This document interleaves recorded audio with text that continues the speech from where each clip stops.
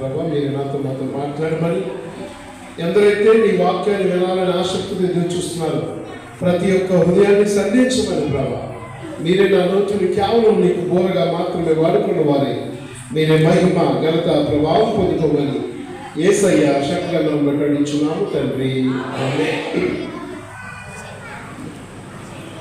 America దేశంలో చాలా సంవత్సరాల క్రితం ఒక విచిత్రమైన వ్యాధి ఆ దేశానికి వచ్చింది. బాగా వినాలి, ఎవరు ఇటువంటి తెలియదు, దయచేసి చిన్నపిల్లలను కంట్రోల్ చేయండి. మనకి ఈ మధ్యకాలంలో కరోనా వచ్చింది. ఎంతమంది గుర్తుంది? కరోనా వచ్చిందా? కరోనా వచ్చినప్పుడు మనందరం కూడా దేనికోసం కనిపెట్టామంటే ఎవరైనా దీనికి మందు కనిపెడతాడేమని ఎదురు చూశారు. ఎందుకంటే కొత్తగా ఏదైనా ఒక వింత రోగం లోకానికి వచ్చినప్పుడు దానికి మందు లేనప్పుడు చాలామంది ఎదురు చూసినట్లుగానే ఆనాటి అమెరికా ప్రజలు ఆ మందు కోసం ఎదురు చూస్తున్నారు. అది చిన్న బిడ్డలకి వచ్చేటువంటి వ్యాధి, క్యాన్సర్ లాగా అది వ్యాపించడం ప్రారంభించింది. అమెరికా దేశం అగ్రరాజ్యం అప్పటికే చాలా పరిశోధనలు చేస్తూ ఎవరైనా దీనికి మందులు కనిపెడతారని అనేక మందికి అవకాశం ఇచ్చింది. అయితే కాలిఫోర్నియాకి చెందినటువంటి ఒక డాక్టర్ గారు, ఆయన పేరు జాన్ నికోలస్. ఏం పేరు? జాన్ నికోలస్ అని ఆయన దానికి మందులు కనిపెట్టాడు. మందులు కనిపెట్టి అనేక మందికి వైద్యం చేస్తూ బిడ్డలను బ్రతికిస్తున్నాడు. చాలా పేరు తెచ్చుకున్నాడు. ఒక రోజున ఈ కాలిఫోర్నియా నుంచి చికాగో అనే పట్టణానికి ఆయన ఫ్లైట్లో బయలుదేరాడు. వెళ్తుంటే భయంకరమైన వర్షం వచ్చేస్తుంది. భయంకరమైన ఉరుములు మెరుపులు, చాలా వర్షం వచ్చేస్తుంది.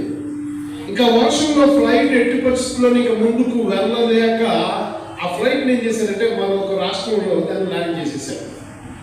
రాష్ట్రంలో ల్యాండ్ చేసిన తర్వాత ఆయన ఎయిర్పోర్ట్ సిబ్బంది దగ్గరికి వెళ్ళి ఎయిర్పోర్ట్ సిబ్బందితో మాట్లాడుతున్నాడు. అయ్యా, ఇలా నేను చాలా పెద్ద ప్రసిద్ధి చెందినటువంటి డాక్టర్ని, నేను అర్జెంటుగా తెల్లారిగట్ల నేను చికాగో అనేటువంటి పట్టణానికి వెళ్ళాలి. ఎందుకంటే అక్కడ అనేక మంది ప్రొఫెసర్లకి, అనేక మంది యూనివర్సిటీలో ఉన్నటువంటి డాక్టర్స్కి అందరికీ నేను ఈ ఫార్ములా చెప్పాలి, ఈ మందులు వారికి పరిచయం చేయాలి అని చెప్తే ఆయన అవసరం గుర్తించినటువంటి ఎయిర్పోర్ట్ వారు ఏం చేశారంటే ఆయనకు ఒక కార్ని అరేంజ్ చేశారు. అయ్యా, ఈ రాత్రికి మీరు బయలు రోడ్డు ప్రయాణం చేయండి, ఇంచుమించుగా మీరు తెల్లవారుజాముకి మీరు చికాగో రీచ్ అవుతారని ఒక డ్రైవర్ని ఇచ్చి ఒక కార్ని ఇచ్చి ఆయన పంపించారు. ఈయన కారు మీద చికాగోకి ప్రయాణం వెళ్తుంటే ఆ భయంకరమైన వర్షం కారణంగా ఒక ప్రాంతానికి వచ్చినప్పటికీ రోడ్డు మీద చెట్టు అడ్డంగా పడిపోయింది, కారు ముందుకు వాళ్ళ.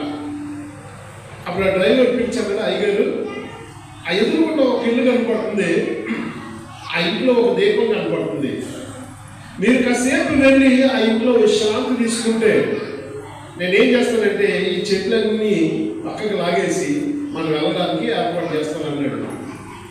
ఈ జాన్ నికోలస్ అని ఆయన ఆ ఎదురుకొని ఉన్న ఆ చీకట్లో ఉన్నటువంటి ఆ ఇంటి దగ్గరికి వెళ్ళి తలుపు కొడుతున్నాడు. తలుపు కొడుతుంటే ఒక తల్లి వచ్చి తలుపు తీసింది.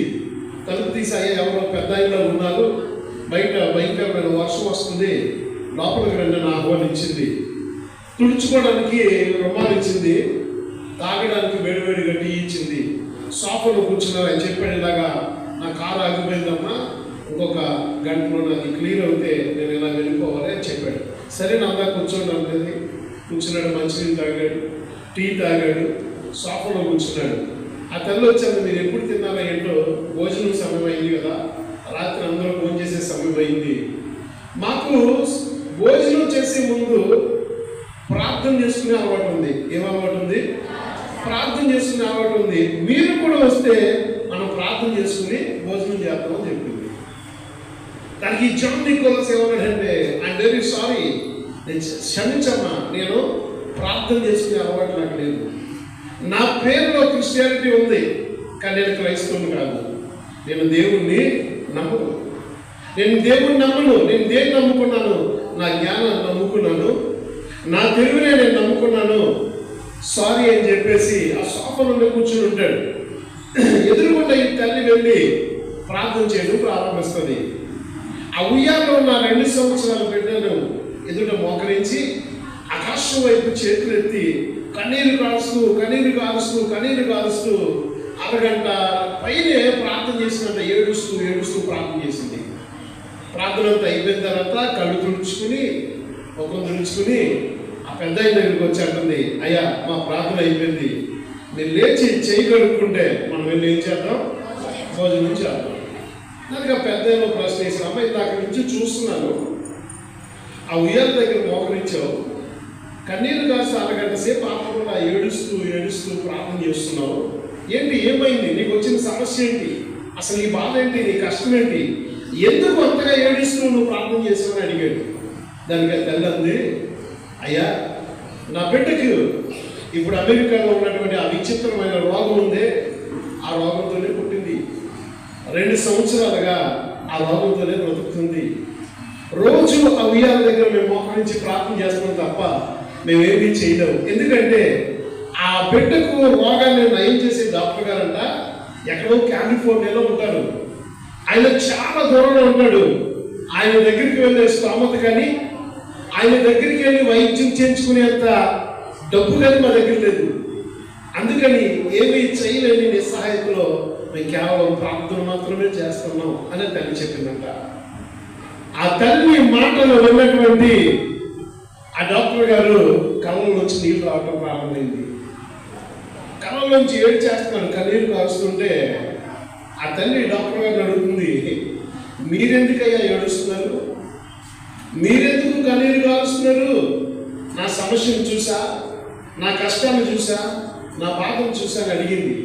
దానికి ఆ డాక్టర్ గారు ఇచ్చిన సమాధానం ఏంటో తెలుసా, నీ కష్టాన్ని చూసో నీ సమస్యను చూసా నేను ఆడలేదమ్మా, నువ్వు ఇందాక చెప్పావు కదా 2 సంవత్సరాల నుంచి ఆ ఉయ్యాల దగ్గర మోకరించి ప్రార్థన చేస్తున్నానని, నువ్వు ప్రార్థన చేస్తున్న నీ దేవుడు చాలా గొప్ప దేవుడు. ఎందుకో తెలుసా నీ బిడ్డ రోగాన్ని నయం చేయగలగా ఆ డాక్టర్ని నేను ఎక్కడి నుంచో కాలిఫోర్నియా నుంచి చికాగోకి నేను ప్రయాణం చేస్తుంటే నా ఫ్లైట్ వర్షం వల్ల ఆగిపోయింది, అక్కడ దిగిపోయాను, అక్కడి నుంచి రోడ్డు మీద వెళ్తుంటే రోడ్డు మీద కారు ఆగిపోయింది, నేరుగా నీ దేవుడు నన్ను ఎక్కడికి పంపించాడో తెలుసా, నీ ఇంటికి పంపించాడు అని చెప్పి ఆయన చేసినటువంటి గొప్ప సాక్ష్యం ఏంటంటే అక్కడే మోకరించి యేసుక్రీస్తు ప్రభువును రక్షకుడిగా అంగీకరించాడు. హల్లెలూయా. ఎందుకు ఈ మాటలు మీకు జ్ఞాపకం చేస్తున్నానంటే మన దేవుడికి ఉన్నటువంటి ప్రత్యేకత ఏంటంటే సమస్య ఉన్న చోటకి ఆయనే వెతుక్కుంటూ వచ్చేటువంటి దేవుడు. బైబిల్ ఆయన కోసం రాయబడిన మాట ఏంటంటే నశించిన దానిని వెతికి రక్షించడానికే మనిషి కుమారుడు ఈ లోకానికి వచ్చాడు. నశించిపోతున్నటువంటి ఈ మానవాళిని రక్షించాలని, పాపముతో నశించిపోతూ మరణానికి చేరువవుతున్నటువంటి యావత్తు మానవాళికి పాపము నుంచి శాశ్వత విముక్తిని ఇవ్వాలని ఆయనే పరలోకాన్ని విడిచిపెట్టి ఈ భూలోకానికి దిగి వచ్చిన ఏకైక దేవుడు మన నజరేయుడైనటువంటి యేసయ్య దేవుడు. హల్లెలూయా. మానవుని వెతుక్కుంటూ వచ్చినటువంటి ప్రేమ యేసయ్యది ప్రేమ. లూకా సువార్త 2వ అధ్యాయము 8వ వచనంలో రాస్తూ అంటాడు, ఇదిగో ప్రజలందరికీ కలుగబోవు మహా సంతోషకరమైన శుభవర్తమానం. ఎందుకు ఈ క్రిస్మస్ ప్రజలందరికీ సంతోషాన్ని ఇచ్చింది? ఎందుకు ఈ క్రిస్మస్ ప్రజలందరికీ సంతోషకరమైన శుభవర్తమానంగా మారింది?